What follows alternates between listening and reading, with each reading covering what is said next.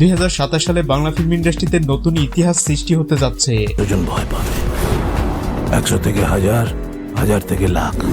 দীর্ঘ বিরতির পর আবারও যৌথ প্রযোজনার সিনেমায় ফিরছেন শাকিব খান। তবে এবার তিনি একা নন, তার সাথে একই সিনেমায় স্ক্রিন শেয়ার করবে টলিউড সুপারস্টার দেব, যেটা দর্শকদের বাড়তি চাহিদা পূরণ করবে। তাছাড়া ভক্ত অনুরাগীদের দীর্ঘদিনের প্রত্যাশা ছিল শাকিব খান এবং দেবকে এক সিনেমায় দেখার।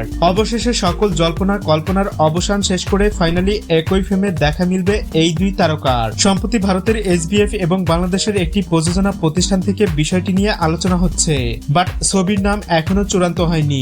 আপাতত ভালো গল্প নির্বাচন করা হচ্ছে। এই সিনেমার প্রতি শাকিব খান এবং দেব দুজনেরই চাহিদা আছে। যদি ঠিকঠাক গল্প হয় তাহলে দুজনকেই এক সিনেমায় দেখা যাবে। আর এটি মুক্তি পেতে পারে 2027 সালের কোনো এক ঈদে।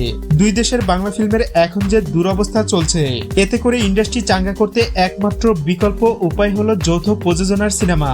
যদি শাকিব খান, দেব, জিৎ এরা সবাই মিলেমিশে কাজ করে তাহলে বাংলা সিনেমার মোড় আবারও ঘুরে দাঁড়াবে।